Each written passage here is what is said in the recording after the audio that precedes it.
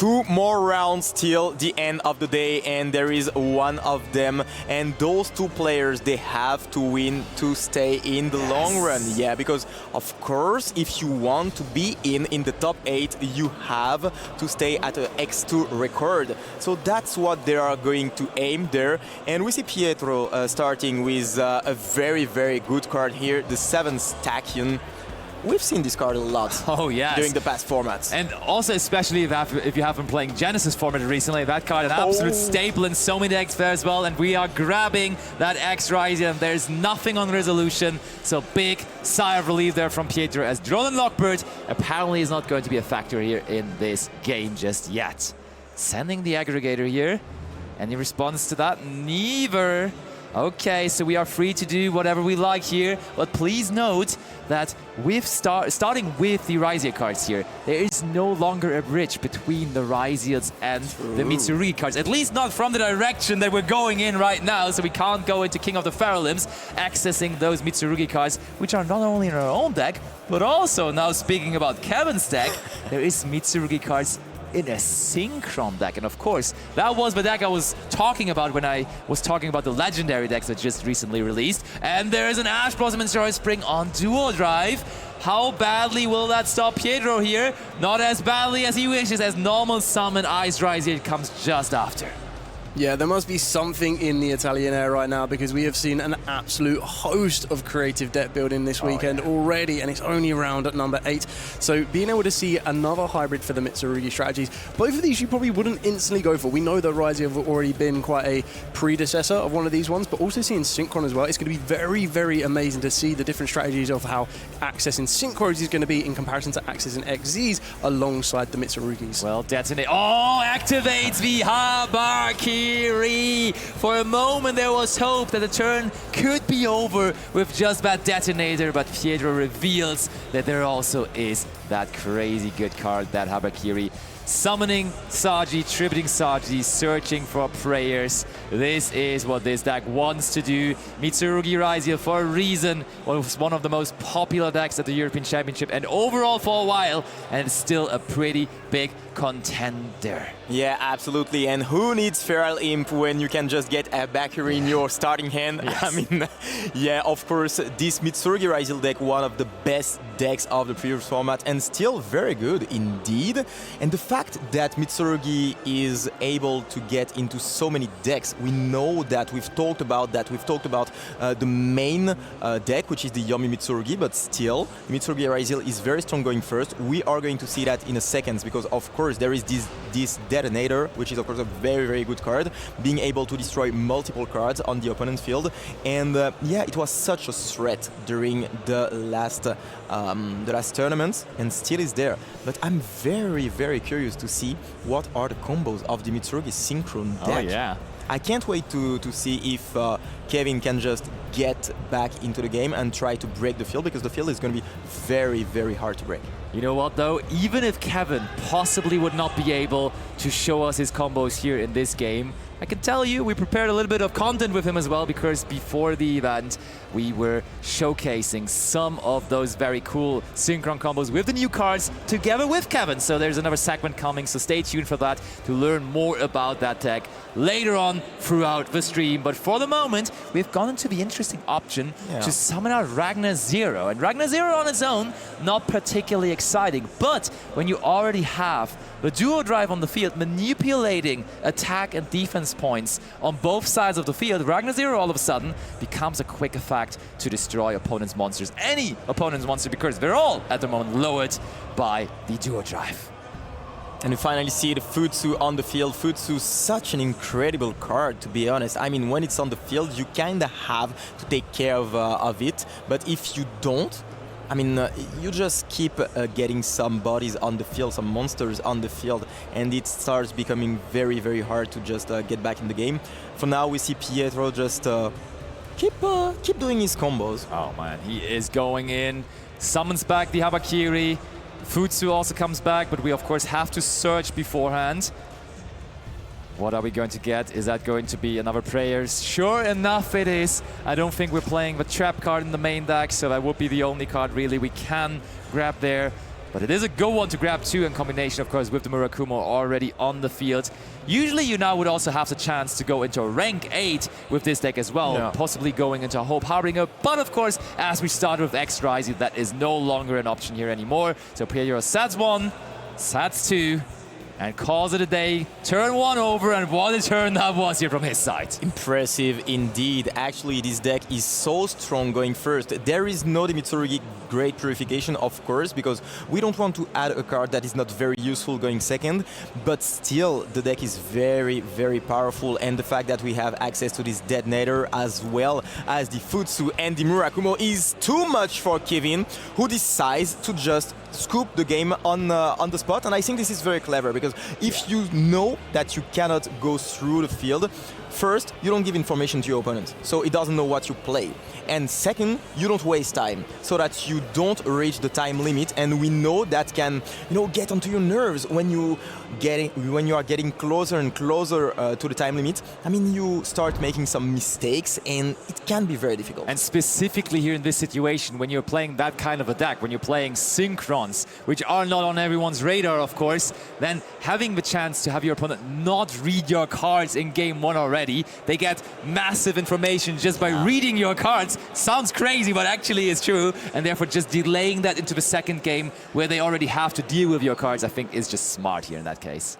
Yeah, completely agree. So being able to get the full knowledge of exactly what Pietro is trying to do, so you know what the strategy is, you know the standard line of play that they attempt to go down, you know that even just stopping a duo drive might not be enough to get there. So there's loads of different things you can start to consider, and not only are you gathering information about the deck being played, because sometimes you might already know that, but you also get to start to learn that the plays and traits and everything else of the duelist themselves. That is the one thing that it will be always unique to a duel in general, will be the duelists themselves, the way that they interact themselves, the way that they interact with their deck, the way that they decide to go down certain plays. So you're always gathering information. So as you've quite rightly said, time to take as much information that you can keep to yourself as possible will give you a bit of a hand up in the next round. And I mean, we all learned a little bit there about the Mitsurugi Rise combo. We have all been quite familiar with that already, though, as that deck has been played plenty and plenty over time.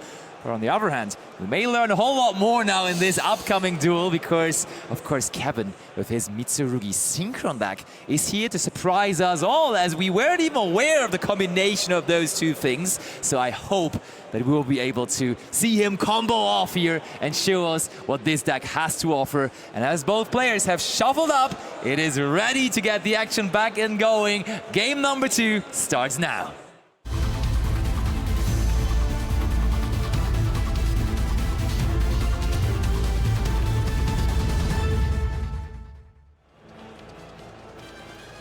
Rituals and Synchros combined into one. Let's see how that one turns out. Let's learn some more about the new Synchron cards all together here. Kevin goes off. Okay, that is more so part, of course, of the Mitsurugi part of the deck. Oh, is Pietro responding? He is, right? That is a card you... You can actually use Ghost Bell in that. Okay, that's an opener. No Ghost Bell for you, and now that the Ghost Bell was used, of course, no further Ghost Bell on the card by the Grape anymore, so we will resolve it.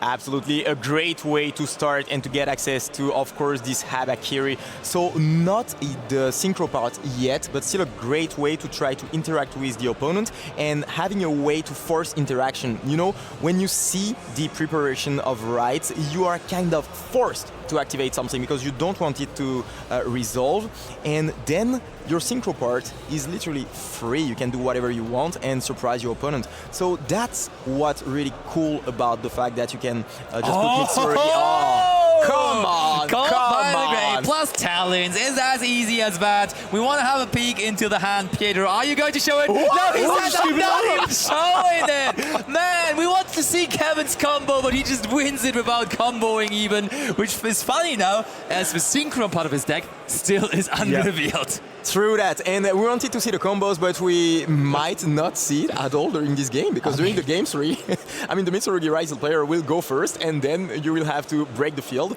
but it might be very difficult. So Not gonna lie, that was quite the combo for me. I mean, going for the Cold by the Grave Talons combination, I want to have that combo every day of my life, to be honest. Yeah, that was of course very cool to watch. But yeah, speaking about the deck in general, I think this is very clever from the players to try to play something that people do not expect. Yeah. We've just said that before again and again, but I think this is very important indeed. The fact that, yeah, there are some best decks, but the entire room knows about this deck. While here, we see that the Synchron strategy, it's not well known. Yeah. So you have the advantage of taking the opponent by surprise, and then you can just take advantage of that. Maybe he will use an interaction, and not in the best way. And that's probably what led this player to this pretty impressive score with 5 wins already. I mean, also maybe he just wanted to have fun with his favorite deck, and I think True. he is saying that. He's showing that here at the moment. And I mean, just brainstorming a little bit here. Also, of course, I did the segment of Kevin where he showcased all of his Synchron combos. But I mean, there is a pretty commonly used connection between Synchro decks and Mitsurugi currently in the format. Because when we're thinking about Mitsurugi Yami, that kind of popped off really at YCS Lille, our latest European YCS. Herald of Arclight, of course, can be synchro summoned in the Yami Mitsurugi deck, but also possibly here in this deck. And then when you just synchro it off here, you can just search for the Habakiri. So I think that is probably the bridge between the two engines. Just makes sense, right? That is just what you're trying to do. But will he be able to do that here? Because once more, as in game 1, he will have to go second here. Yeah, I still think that it's a massive advantage, though, because where the game 2 has ended so quickly without seeing much more, again, you've only seen Mitsurugi. So maybe it was ended so fast because it was like, okay, it's Mitsurugi. It's going to be pure Mitsurugi. I know that I can't combat this right now. Let's go to game 3 so I can start to set up my field. So there could still be a surprise in that hand of Kevin this one. And it's going to be very, very interesting to see how it kind of develops and goes a little bit forward. But it looks like they're both going to be ready. So let's get into that all-important game 3 and see who is going to be coming out as the winner of round number 8.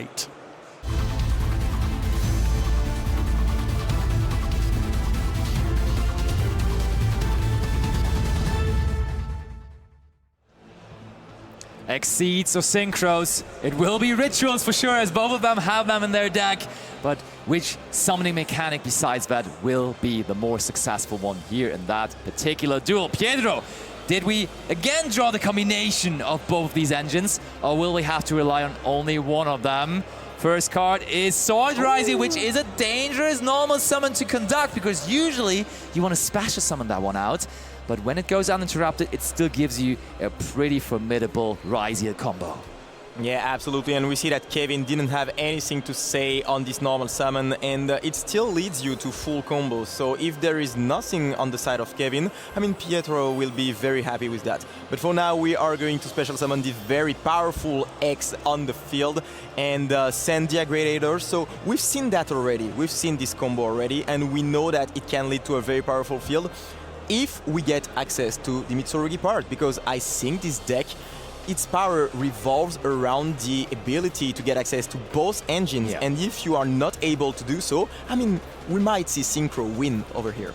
Yeah, I think definitely the deck is at its peak when it gets both engines into the gameplay, and sometimes it's just a little lackluster when it only has access to one of them. Here comes the Duo Drive.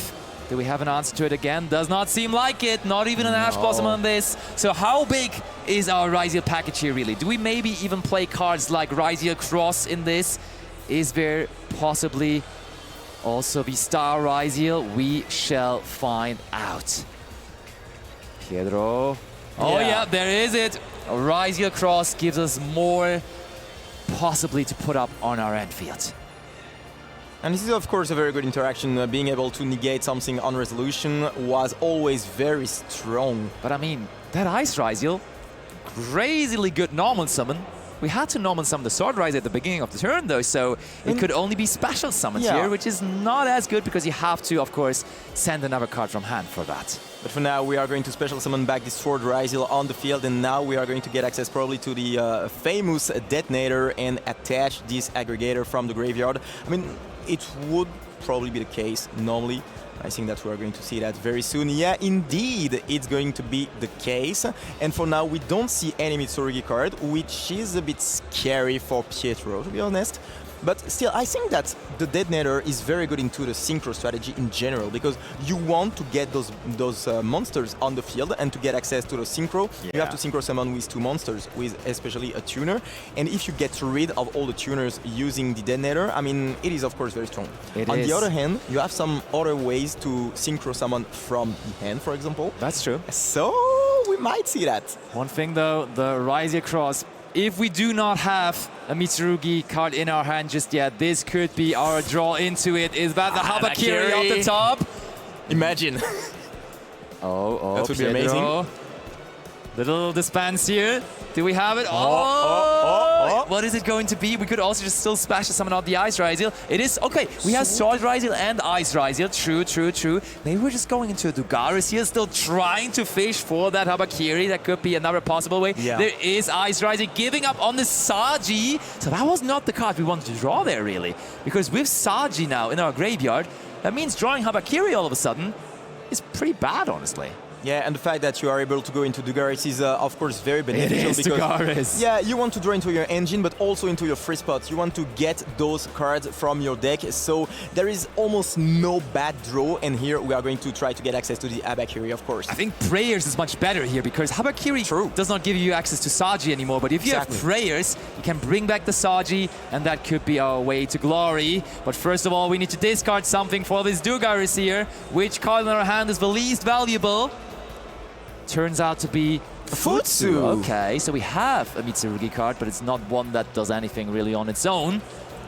Do I see? I see another ritual, to be honest. I think there is a Habakiri. Is it Habakiri? I think there is Habakiri. No good duel without Habakiri. Both players going by that motto. And now we see Pietro in this game also activating that. But now, okay, so we can splash someone out Kusanagi. Kusanagi could add back something. And that could be the Saji, but that doesn't really do too much on its own still. We need another piece of our Mitsurugi engine here. We need a Prayers, we need a Ritual, something like that is needed to actually make a play out of this. So we are going to add back the Saji to the hand, and now the question is, what did we draw? Do we have the spell card? That would be absolutely amazing, of course, for Pietro, but for now, of course, as you just mentioned, it's not going to do a whole lot. And he does not. Look at that. We were missing a crucial part. You need to draw the right Mitsurugi cards sometimes. And we have drawn multiple of them here. But Saji and also Futsu in combination don't really do too much, as we can clearly tell here. We're going to see some synchro. Please. Finally, Kevin. Oh, Dark Ruler. No more. That is a very good card, of course, because you get rid of the Detonator on the spot. So there is still the Ryzil Cross, of course, but now you are so free and you can maybe show us what your deck can do. That's lovely, but still, there's the Saji. We have drawn the Saji as well. Kevin, come on, finally show us those Synchro monsters, please. So, with the Detonator being negated, still, though, it can activate its effect, and there is a Mariologic Aggregator underneath it, meaning, even though the Detonator won't resolve, it can still activate and then negate something face up on the field. Not going to negate that Saji, as that was already taken care of with the Infinite Impermanence. Still something that we have to consider for later on. And there is finally what we were waiting for so long. And now Pietro has to read and is wondering, where is this one coming from? Stardust Illumination. The dragons are back, and they are Synchro Dragons, and we are now just able to send a Stardust monster from our deck to the graveyard. Yes, this is where it starts to get really, really exciting, because the Stardust you're going to want to ideally send, if this is allowed to resolve, is going to be your Stardust Synchron. In doing so, the other benefit that your Stardust Synchron will give you is it lets you tribute your own monsters, which we know as the synergy with the Mitsurugis can start to give you a little bit more of additional effects to special summon it back from the graveyard. It will get banished when it leaves the field, but after that moment you've already got exactly what you need, because it will also allow you on summon to grab access to a spell or trap that mentions Stardust Dragon in its text, and we did get a really good one in the Legendary 5D's deck. Absolutely correct, and it's always a good sign when your opponent has to read your cards, because that means you are in an advantage of knowledge. You know currently more than your opponent, and that will always result in you being able to just make better decisions in those particular spots, as your opponent kinda is in the dark. And we are tributing that Saji now for the Stardust Synchron, as you just explained, Dale. I mean, yeah, for the moment, I think that Kevin is in a pretty good situation, of course, because he got rid of most of the interruptions on Pietro's side. And it's going to be very interesting to see if he is able to just put such a strong field that Pietro can do anything. So, of course, the Dark World no more is there. But so this is clever. End the game. Oh, no, wait. Oh. Pietro is going to negate that on it's resolution, cross. and there's nothing else that Kevin can do. Wow. Showing his hand, no way into this. Pietro takes it eventually. Let's talk about the situation a little bit there, because I thought, for me personally, it was a no-brainer to chain Rise Your Detonator, detaching the aggregator, because when they then summoned back their Stardust Synchron, you can just go Chainlink 1 Stardust, Chainlink 2 Aggregator to negate it, and you would have saved the effect of your Rise Across, which is so important. But the Rise Across negation still did it, so who am I to judge you? I'm sorry. That's exactly. Got too excited there for the Synchron. I get it. But yeah, that was a very interesting moment. Unfortunately for the Synchron player, couldn't do anything. We saw the cross out in the hand, by the way. Very interesting choice to have the cross out still in going second position.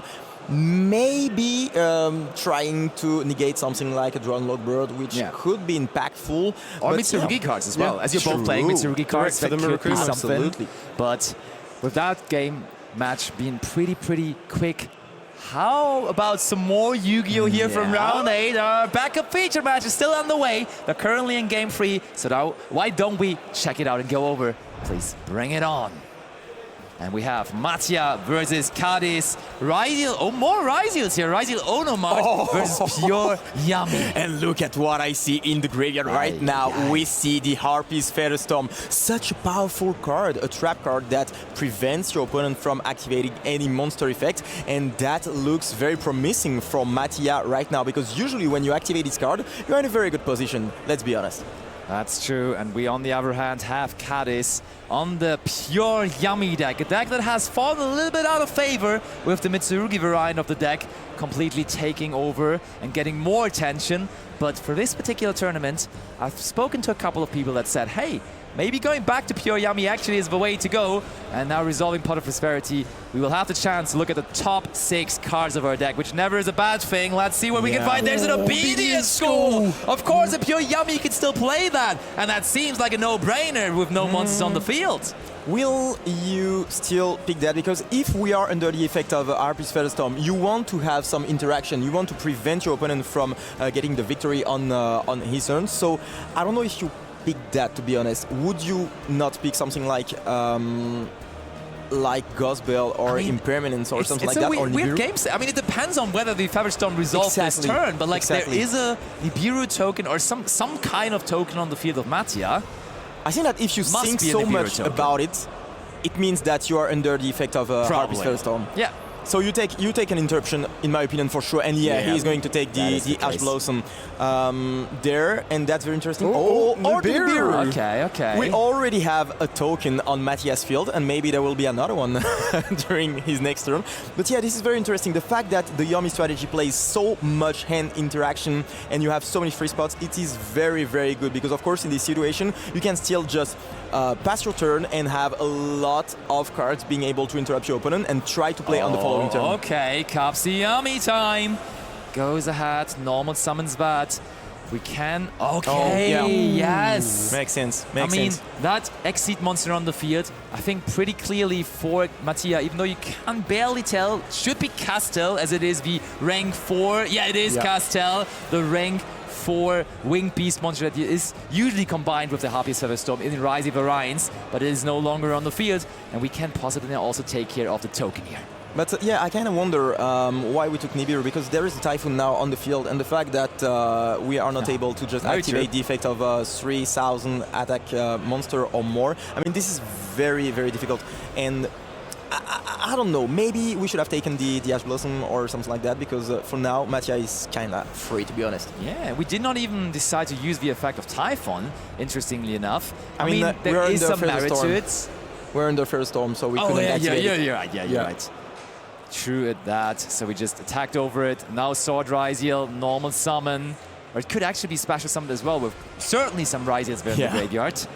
And it is different to X-Rise, which I think Oh, Kadis is just confirming purge. there, but that purge That is very says good, no actually. searching for you. Oh! Goblinberg time! It's not the original Goblinberg, but this new version of it is even stronger, and it is able to bring back that newest addition to the Onomat deck, because the latest main set didn't go with a new introduction to the deck as well, because that is, on the other end, the new version of Kageto Target now, because this is Onomato Kage, and that is a level 4 monster, and that is all you need right now, accumulating those level 4 monsters. But Mattia, stay careful. You know there's an Ibiru, but for the moment, Kadis cannot activate it, of course, still to his very own Typhon on the field.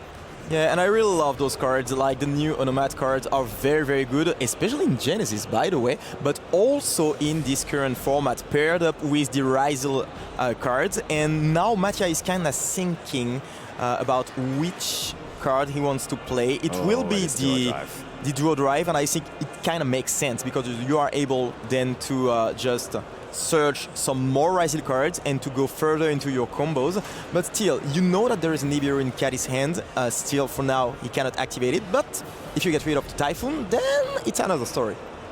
That's true. So now we probably want to deal with the Typhon next, and now we do have a way to deal with Nibiru. So Mattia probably just trying to set up for a game here.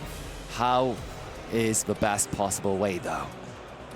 Going through the deck. They still have so much time. Like, those first 2 games must have been pretty quick, as we've only used 25 minutes so far. So they're under no real rush here. They can just casually, carefully play it out. Still, though, with a 6-1 record, quite a bit on the line for them, as they are in a prime position to finish day 1 off strong. And very fair from Kadis, who showed the Nibiru in hand to his opponents. And that's pretty cool from him, to be honest. Yeah, I think Mattia is now just confirmed what we have been talking about the entire time. Wait, can you actually use the Nibiru? I mean, I'm safe, right? And he has just confirmed exactly that. Onomato Kage has been brought back for the effect of Goblinberg earlier, so now it can use its own effect to come back one more time, making the availability of another rank 4 coming our way just there. Which one is it going to be this time? Maybe Dugaris. I mean, we could, like, if this Nibiru token is big, we could make it even bigger now with Dugaris, and that could be our way to just go for game without even taking care of the Typhon. That is Dugaris. We are doubling the attack of the Nibiru token. Mattia is thinking exactly as I am. Battle phase, attacks over the Typhon, and that is a pretty cool way to end it all here. And Mattia with Onomat Rizal on a 7-1 record. Man, this ain't Genesis, as you guys were saying. But in the main event, still going strong with that deck. I'm feeling poor for the Onomato Kage, because as I just realized, in the artwork, someone is stepping on his tail, right? Why are they doing that? I mean, yeah, but this game was very interesting, to be honest. I'm wondering why choose, the Nibiru over the Ash Blossom or something like that, or the Infinite Impermanence, because you would have been able to try to interrupt the opponent, and the fact that you were going into the Typhoon right after, I mean, it's kinda difficult for you to just interrupt the opponent. So maybe there was something better to do there. Maybe it would not have been enough, but we will never know, to be honest. We will never know. What we will know is, of course, though, that we had a winner in our main feature match as well. And we want to hear from that winner in our main feature match. So let's get over to the Analysis Corner with Marcello and our Round 8 feature match winner. Thank you, Seb. And of course, I'm here with Pietro, who is the winner of Round 8. And what a match it was.